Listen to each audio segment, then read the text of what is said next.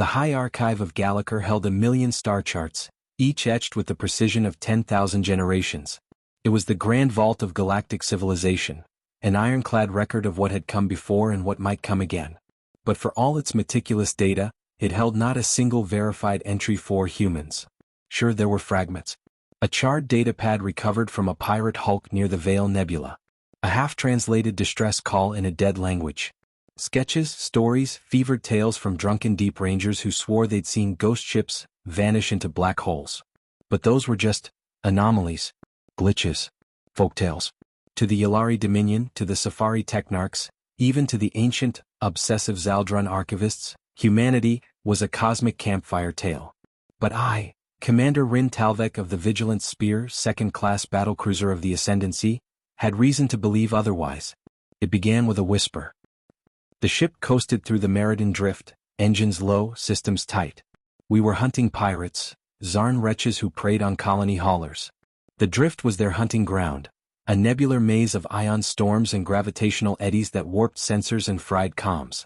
I sat in the command chair, talons tapping against the interface. The crew worked in silence, disciplined and alert. Then the whisper hit. "Captain, we're picking up something," said Nav Specialist Thera, her quills tightening in concern. "It's not a transmission." "Not exactly. It's encoded, fragmented, like a signal bouncing off the subspace itself." I frowned. "Origin? Unknown. No identifiable IFF. But," she paused, then added something that sent a chill down my spine. "It sounds ancient. Not like Safari code. Not like ours. Put it through." There was a moment's pause, then the bridge filled with static, and behind it, just barely audible, a voice. "This is the vessel Valiant Dawn. Request immediate assistance. Crew status unknown. Repeat, we are not alone." The bridge went still. I leaned forward. "Thera, run a linguistic crossmatch. That tongue isn't any modern dialect." She already was eyes wide. "Sir, it's pre-galactic standard. A language that hasn't been spoken in 5,000 cycles." "Could be a ghost transmission," offered Weapons Officer Devril. "Something caught in a loop, bouncing through timeshare anomalies. Nothing new." "Maybe," I replied. But something inside me stirred. Something deeper. I had heard the stories too. Back in the academy, the instructors would mock the notion of humans. They said the stories were born from the early days of expansion, when crews would go mad from isolation, imagine demons in the dark. But there were inconsistencies. Too many reports. Too many unexplained wrecks. Whole expeditions lost, ships found with hulls melted but no signs of conflict. Power signatures no known race could replicate. And then there were the Black Arcs. Ancient records spoke of vessels that defied logic. Ships the size of cities, silent and cold, drifting through the void. Some said they were death traps. Others said they were alive. And a few, a very few, claimed they bore a single mark, a 5-pointed symbol etched in white, crimson behind it like blood. A flag. "Plot a course to the signal origin," I ordered. Thera hesitated. "Sir, we don't know what's out there." "Exactly. And I intend to find out." The spear dove into the drift's heart, plasma vents glowing like the eyes of some ancient predator. The signal led us deeper, past swirling chaos and into dead space. That's when we found it. Or rather, it found us. It was massive. Not in the way Zaldrun dreadnoughts were massive, with spindly limbs and overbuilt core modules. No, this was something else entirely. It floated in the dark like a tombstone the size of a mountain. Black hull, seamless and smooth, with markings that pulsed dimly, like it was breathing. No heat signature. No radiation. No life signs. Yet it was there. "Scan it," I said softly. "I don't think we can," Thera whispered. "It's absorbing every signal we send." Then something happened that defied all protocol. The ship spoke to us. Designation, UNS Valorous. Secure channel link initiated. Stand by for contact. UNS. That name hadn't appeared in a system in 10 millennia. "What the hell is UNS?" Devril asked, voice tight. I stared at the ship as a strange feeling curled in my gut. I think it stands for United Nations Ship." More silence. "Thera, initiate link." She hesitated, then tapped the console. The screen filled with static. Then a face appeared. He was humanoid. Almost perfectly so. Skin the color of copper, dark eyes sharp with intelligence, and a jaw like something carved from mountain rock. He wore a uniform unlike anything I'd seen, black with silver trim. A single patch on his chest, a planet half blue half burnt. He spoke. "Unknown vessel, you are trespassing in a classified Terran quarantine zone. State your identity and intention." I stood slowly. "I am Commander Rin Talvek of the Ascendancy. We received a distress signal." "That signal was bait," the man interrupted. "A ghost beacon. Used to trap scavengers, pirates, and sometimes curious captains." His voice was calm. Too calm. "I wasn't aware Terran space still existed," I said carefully. He smiled. "It wasn't kind. That's the point. Your species is considered extinct. Are we?" And with that the screen cut. "Shields up," I shouted. But it was too late. The Valorous moved. One moment it was adrift, lifeless. The next, it surged forward like a predator breaking free of its chains. In one motion it swept around us and our systems died. Power drained. Engines flickered. Lights went red. Then, nothing. No weapons fired. No aggression. Just control. We floated helpless for 23 minutes. Then systems rebooted. The Valorous was gone. No trail. No wake. Like it had never been there. We limped back to Ascendancy space in silence. 3 weeks later the first reports came in. A safari science convoy vanished without trace. An outpost near the Zil fracture found vaporized core to crust. A Technarch dread carrier sent out a final burst. Unknown hostiles, black ships, impossible weapons. Then silence. The Galactic Council convened in panic. Nobody said it outright. But we all knew. The humans were back. And they weren't hiding anymore. The chamber lights dimmed as the Council's holograms flickered into focus. 12 leaders, 12 species, orbiting a spinning projection of the galactic map. Red alerts blinked across sectors like open wounds. Systems dead. Colonies gone dark. Entire fleets silent. In the center stood the projected sigil now burned into every military databank. A white 5-pointed star crossed by blood-red slashes. The human flag. And beneath it, one word in archaic Terran glyphs. Valiant.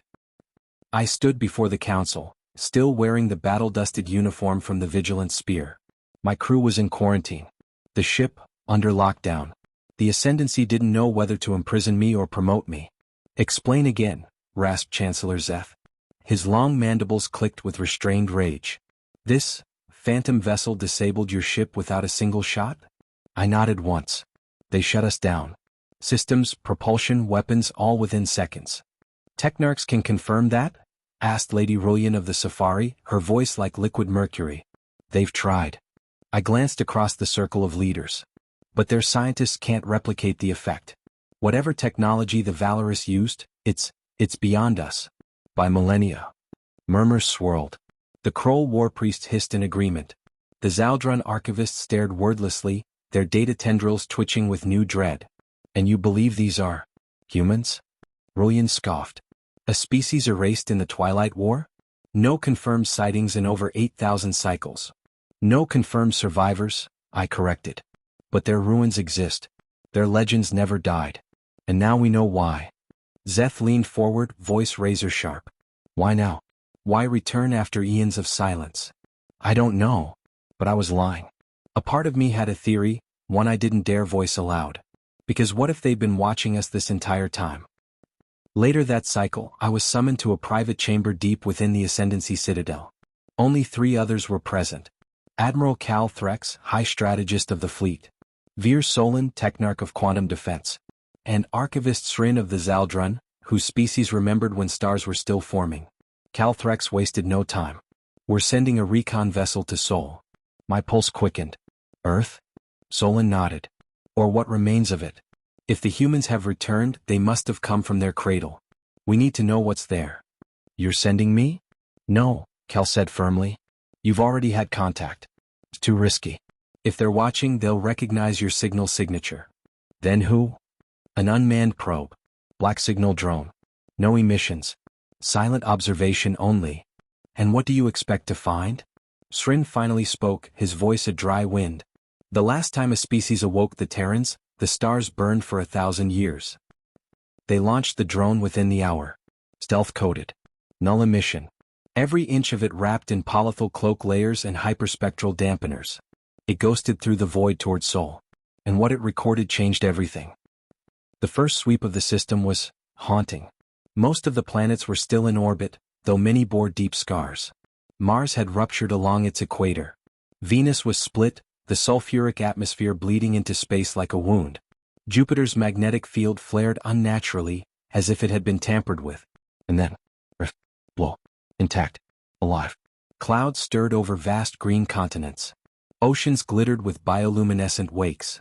But the cities, massive structures sprawled across continents, yet not a single ship moved.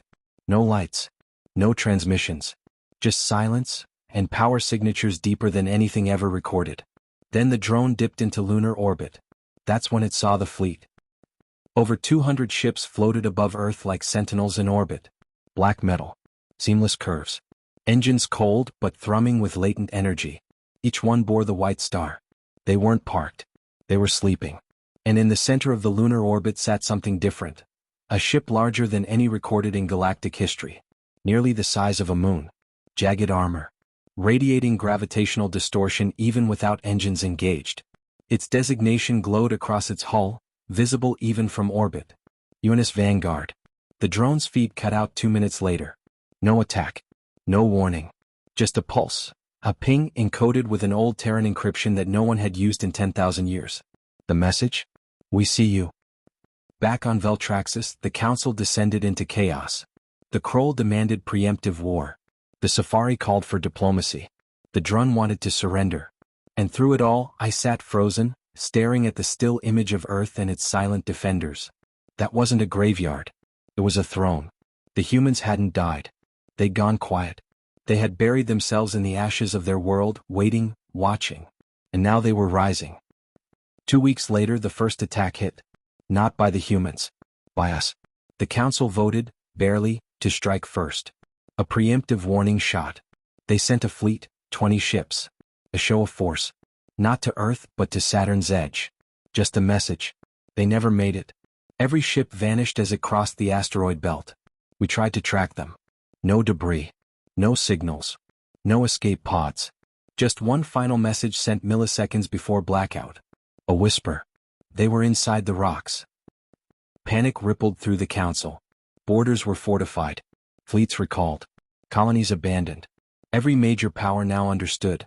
The humans hadn't just returned. They'd never left. They were already among us. One night I was summoned again.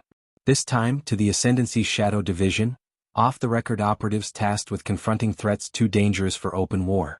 Agent Vel met me in a vault beneath the city. He handed me a shard of metal. I stared at it. It looked like nothing special, black alloy, carbon-laced. But it was cold. Unnaturally so. Like it didn't want to exist. This was retrieved from the edge of the drift, Vel said. A cargo hauler picked it up floating alone, embedded in a shattered pirate hulk. I turned it over. There were grooves. Not from damage, but deliberate etchings. Letters. Ancient, sharp, and unmistakable. Semper Vigilans. I frowned. That's Terran standard. Always watching. Vel nodded grimly. There's more. He showed me a data core, scrambled, corrupted beyond repair. But one partial recording had survived. A grainy visual. Cockpit view. Warning klaxons. And then a shape passed overhead. Massive. Silent. Like a mountain swimming through space. The pilot screamed, "It's not a ship, it's a damn fortress." Feet cuts. I returned to my quarters and pored over every record I could find. Obsolete languages, erased war logs, forbidden research. Every time I hit a dead end, I'd find another breadcrumb. Why would a species so powerful, so dominant, choose to vanish? And more importantly, why come back now? I stared out at the stars, and for the first time since the spear had encountered the Valorous, I felt it again. The silence. But this time I understood. It wasn't peace. It was the breath before a scream. It started like a whisper. A lost signal in the Oria's expanse. A shattered colony pod near the Sintal wound. Then another, this time in the Valus drift, where 2 dreadnoughts simply stopped responding. No battle. No wreckage. Just cold silence and a static hiss. By the time the 4th fleet vanished, no one could deny the truth. The humans weren't returning. They were already here. And they were waking up. Within days, sensor networks began to fail, not from attack but from overload. Energy bursts. spacefold anomalies, distortion rings blooming like ghostly petals across the galactic rim. Each event was brief, surgical, and always followed by one thing: a new Terran vessel appearing in system. They didn't broadcast, didn't respond to hails. Most didn't even move. They just hovered, above trade lanes, near blacksite stations, beside Ascendancy military hubs. And they waited. The Ascendancy panicked. Councils convened daily. Emergency war orders were drafted and rescinded within hours. No one could agree on what to do. Strike first? I'd surrender? Some systems attempted to negotiate. They received no reply, only a quiet shutdown of their comm buoys, as if the Terrans were saying, "We've heard enough." I was on Veln Prime when the first attack came. The city was steel and light, rising out of glass dunes and orbit wound vines. A crown jewel of civilization, untouched by war for nearly 1,000 years. Until that day. It began at 0600. A local storm blotted out the sky, unusual but not alarming.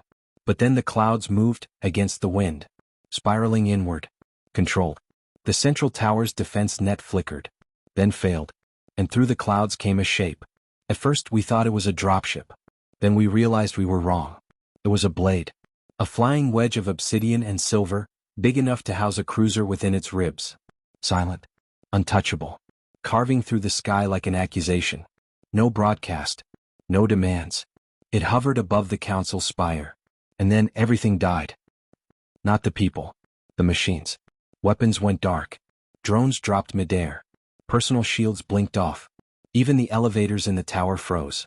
It was like the world itself had been muted. And in that perfect silence, a single voice rang through every still active comm device. Archaic modulation, crisp Terran English.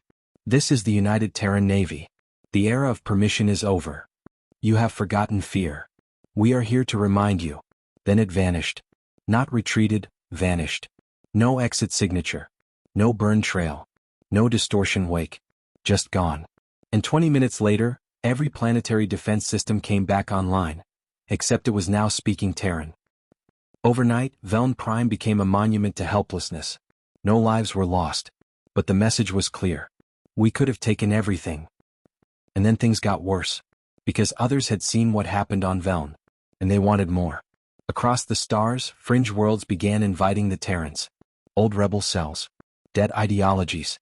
Mercantile guilds obsessed with lost human tech. They called out across the black. And some of those calls were answered. One by one, Terran warships began reactivating not above Ascendancy worlds, but within them. Hidden beneath oceans. Buried under moons.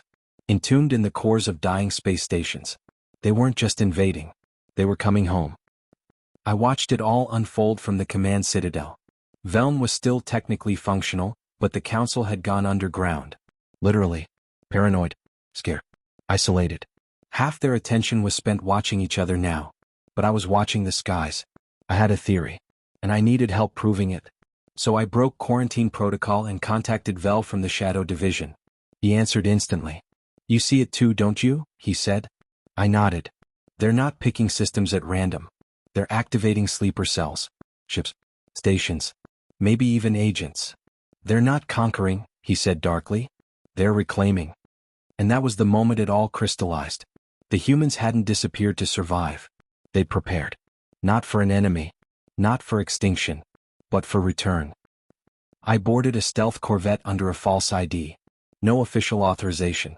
Just Val, a pilot named IRI, and a 2-person sensor crew. Our mission: confirm the presence of Terran constructs near the old ghost vaults on Ilix 9. But when we arrived, we didn't find buried warships. We found a cathedral. Not made of stone or steel, but memory.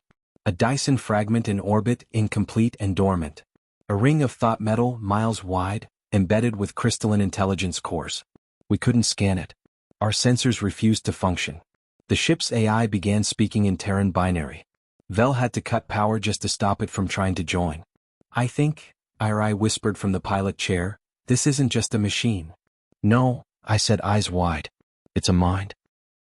We left as fast as we could. No attack. No threat.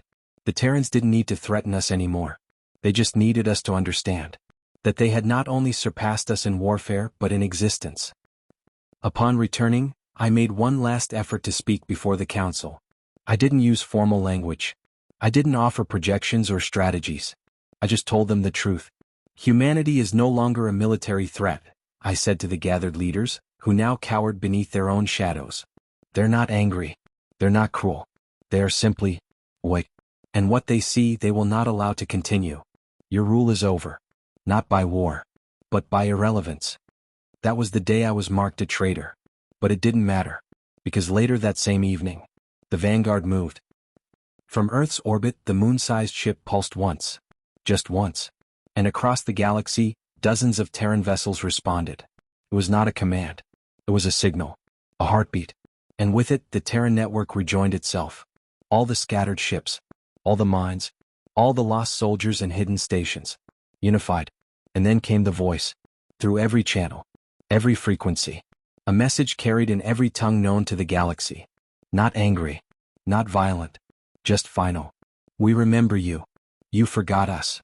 Now remember again. I received a personal message. No one else did. It came encoded in the same Terran glyphs that had marked the Valorous. Only 2 lines. Talvek. You tried. Let us show you how it ends. The stars outside began to shift. Not flicker. Light bent unnaturally. Entire constellations warped. And then, the Terran slipgates opened. Massive black spirals. Orbiting spheres. Graviton-bent rings now lighting up like supernova halos. One after another. And from them came not one ship. Not a fleet. But a civilization. Factories, cities, mobile megastructures. Planets retrofitted into weapons platforms. Arcs of biometal flora. Terran civilization itself had been transformed into a mobile entity. The humans didn't return in warships. They returned in nations of steel and code. And so, the galaxy stared into the lightless maw of the oldest myth. The one we had buried. The one we had mocked. The humans were not just back. They had never left. They had evolved beyond us. And now, they were ready to begin. I didn't breathe when the Vanguard came into view. No, not the Vanguard we had seen in fragments, peering through veils of static and distortion. This was the real thing. The ship was alive. Not in some poetic metaphor. It pulsed. It shimmered like oil across glass. It bent the light of stars not because of technology, but because space itself refused to treat it as a normal object. It didn't move through space, it rewrote the idea of location. The engines didn't burn, they remembered where they needed to be and simply returned to it. And from that impossible vessel, a single line reached out to me, through encrypted bandwidth that shouldn't exist, using Terran coding that should have been lost to time. Boarding coordinates accepted, Talvek. We know why you're coming. I didn't tell anyone. I didn't alert the council or contact the shadow networks. I just went. The docking process wasn't mechanical. There was no shuttle. No airlock. Just a shimmer. A breath. A sense of something vast acknowledging my existence. Then I was inside. The Vanguard's interior was unlike any ship I had ever studied. It didn't have walls in the conventional sense. Just layers of hexagonal lattices and glowing veins of amber light, each one softly breathing. There were no footsteps. No echo. Just the feeling that the ship was watching. Not with eyes but with intent. Guiding me. No guards. No crew. Only when I reached the central chamber did I finally see another figure. A human. Not a warlord. Not a monster. She was old. Not in years but in depth. Her skin shimmered faintly, like it carried the memory of stars. Her voice, when it came, sounded like the echo of a world long forgotten by time. I am Admiral Laura Rain, Legacy of the Soul Archives, speaker for the Vanguard. I bowed, not out of protocol but out of instinct. Reverence. She didn't ask me to rise. She just looked at me. You're the one who remembered, she said. Talvek of Veln. I nodded. Why me? You didn't speak in fear. You spoke in warning, she said. That matters. She walked, barefoot, strangely human, across a platform made of overlapping metal petals. Your people think we're here for conquest, she said. They always did. Are you not? I asked. She turned to me. Not angry. Just sad. No. We're here because this galaxy forgot something fundamental. Something sacred. She gestured upward. Above us the ceiling opened. Not like doors, like revelation. Panels dissolved into transparent energy, revealing the stars. Then those stars moved. Lines connected them. Shapes formed, ancient constellations, Terran ones. Ursa Major. Orion. The Southern Cross. And then as I watched, more lines were drawn. Not Terran. Alien. Veln's triad system. The Lurian diamond. The fracture arch of Ulrum. My knees weakened. You see it, she said softly. I did. They weren't just stars. They were maps. Not of location but of memory. We don't come to burn your worlds, Rain said. We come to give them back what they lost. I turned to her. You say that as if we had something to begin with. You had us, she said. And we had you. Before the silence. Before the councils and the lies. Before you erased us. Why now? She smiled faintly. Because you're not the only ones who made myths. She extended her arm. And in a shimmer of light, something materialized before me. A figure. A Veln child. Me. Your mind remembers, she said. Your species buried us. But your soul did not. I reached out, hand trembling, and touched the memory. It spoke not in words but in truth. Once the galaxy dreamed together. Once we shared breath and bone and song. Then came the silence. We did not die. We waited. When I came back to myself, I was on my knees. The chamber had changed. Now it was full, figures of all kinds. Aliens I didn't recognize. Some tall as mountains. Others no bigger than children. They pulsed softly, watching. They're the witnesses, Rain said. Beings who remember. Or who chose to. Each of them offered sanctuary in exchange for truth. Truth about what? About what comes next. A tremor shook the air, not physical but metaphysical. As if reality had coughed. All across the galaxy, the Terran megastructures, dormant till now, activated. Not weapons. Engines. But not engines of propulsion. Engines of reality. The Vanguard opened its true core. I saw it then, what no being should ever see. The memory forge. A construct older than the stars. Built not by humans but around them. A seed of consciousness grown into infinity. A device that could rewrite understanding. Not destroy. Not conquer. Replace. You called us war, Rain said. And we were. But now, she turned. We are culture. The forge pulsed. And across the stars, planets shivered. Not cracked, transformed. Cities of steel became towers of living memory. Oceans began singing back to their moons. Species long thought extinct stirred in the bones of forgotten planets. Every Terran engine awakened not as a weapon but a catalyst. They weren't taking. They were offering. A way forward. A rebirth. I stared at her. Why me? I asked again. Because your people still have a chance to choose. The Council of Veln received the message a day later. Not as a threat. But as an invitation. You may refuse, the message said. You may isolate. You may pretend the old world still lives. But understand this, the galaxy has already changed. You may join us. Or you may watch. But you cannot stop it. Because the silence ends with us. Some chose war. They were removed. Gently. With mercy. Their weapons stopped working. Their fleets fell into stasis.